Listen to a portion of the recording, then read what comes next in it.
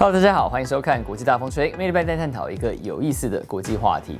今年呢，全欧洲最重要的选举将在4月登场，那就是法国总统大选。现任总统马克宏当初是完全没有竞选过公职，就在2017年当选，成为法国史上最年轻的总统。如今一转眼5年过去了，世界又变得很不一样，有疫情，有战争，也有经济危机。那这些因素如何影响马克宏的选情？他面对哪一些候选人的挑战？谁当选可能会产生什么不同的影响呢？受到清明连假的影响啦，这一集制作时间是比较赶一点，它内容也会比较短，但是呢，我们尽量把有用的资讯浓缩起来，帮你用最快的速度了解2022法国总统大选。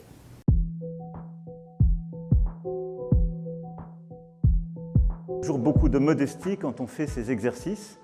On fait un projet avec ce qu'on veut faire et on a ensuite à affronter le monde tel qu'il est et qu'il vient. Et ces 5 dernières années, c'est ce que nous avons fait ensemble.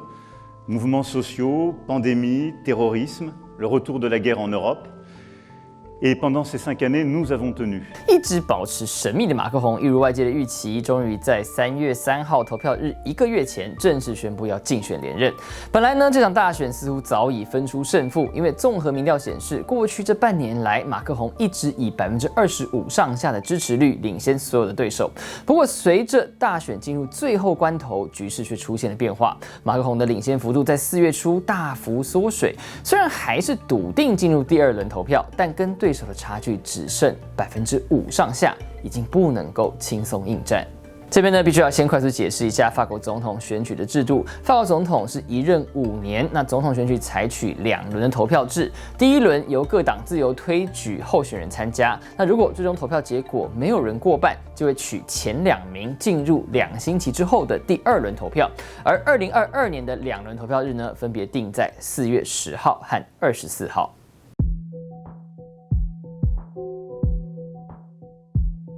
2002年以来，在任的法国总统通通都没有连任成功。不过马克宏目前还是被看好。2017年他成功当选之后呢，没过多久就因为柴油税的提案而引发黄背心之乱，这是法国史上最久的社会运动之一。那近2年来呢，则是在面对 COVID-19 疫情当中，强势要求戴口罩以及用疫苗通行证的措施，半强迫民众接种。虽然呢，防疫政策最终是获得民众接受了，但是也激起不小的反弹声浪。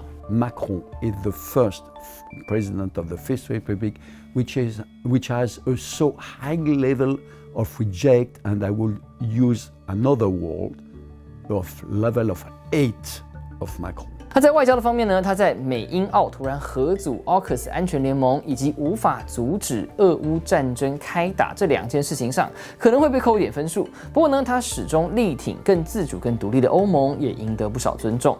他在选前表示，如果当选，政府将会大力投资产业更新，在关键领域建立法国自主的产业链。另外呢，也坚持把退休年龄上修来增加劳动力。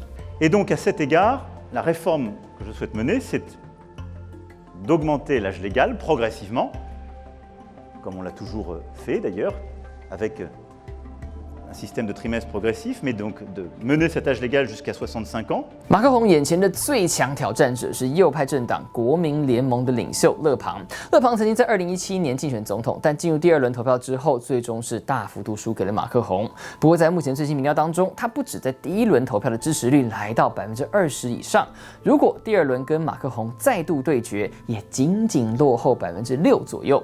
如果可以赢得台面上所有右派候选人的选票，再加上左派选民消极投票，并不是没有在第2轮逆转的可能性。À ceux qui ont pu rompre avec le réflexe civique par colère, par dégoût, par désillusion, par fatigue, je leur dis, je vous comprends, mais là, redevenez citoyens. 那勒庞之所以能够急起直追，主要是他的立场从极右派稍稍往中间靠拢。相较于2017年强调反移民、保护国安等等议题，这一回他主打选民感受最深的民生议题。当马克宏在乌克兰、俄国进行外交谈判的时候，他过去半年来积极下乡跟选民拉近距离，强调他了解物价飙涨，还有油价超过每公升2欧元的痛苦。他主张抑制能源价格以及企业加薪可以节税等等提案，强调要把钱放回法国人民的口袋里，保护民众的购买力。Si Emmanuel Macron avait enrichi le pays, pardon. Mais on ne parlerait pas de pouvoir d'achat. Si vous redoutez la facture de fioul, de gaz ou d'électricité, quand vous ouvrez votre boîte aux lettres, c'est parce qu'en amont des décisions de fermeture de centrales nucléaires, l'absurde arrimage de notre électricité sur les prix européens ou les subventions ruineuses à l'escroquerie que sont les éoliennes l'ont décidé pour vous et même, vous le voyez, contre vous.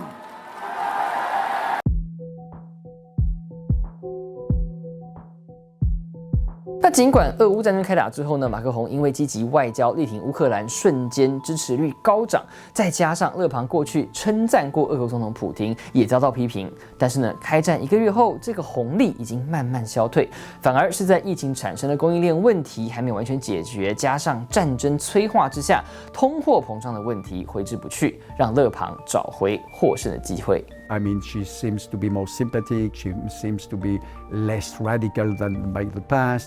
She has a very good personal image. This is one point. But the second point is the fact that she has as main element of her campaign the fact that she wants to give an answer to the social questions. 那谁当上法国总统有差吗？其实根据路透社分析，至少会有3个影响。第一，俄乌战争还在进行当中，新总统必须要处理战争的外交、经济等各种效应。第二，随着英国脱欧，前德国总理梅克尔下台，法国在欧盟的领导地位更加重要。但是呢，马克宏跟勒庞对于欧盟的态度截然相反。马克宏希望欧盟扮演更重要的角色，而勒庞认为欧盟在法规制度不能像现在一样凌驾在国内法之上。那第三，法国的退休金制度改革还有产业更新都还要继续进行，否则法国的社会动荡可能还会持续。事实上呢，采取2轮投票制度之后呢，法国总统大选从来没有在第1轮分出胜负过，这一回应该也不例外。4月10号以及24号的投票结果，对法国国内还有国际局势都会有深远的影响。而就在这个大选落幕之后的1个月，法国还会在6月份举行国会选举。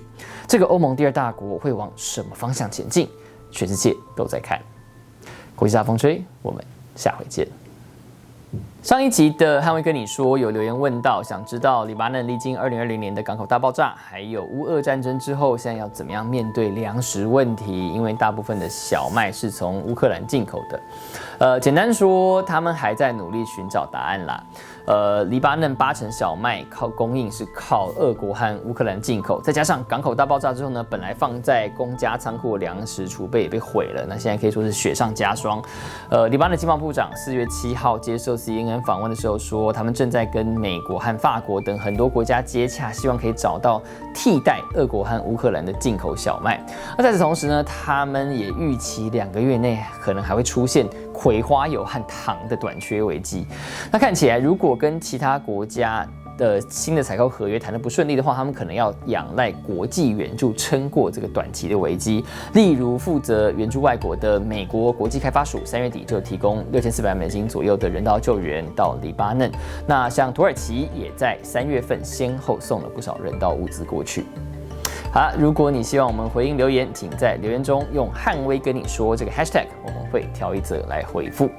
那最后呢，要感谢所有付费支持我们的频道会员，尤其是每一位干爹干妈等级的会员。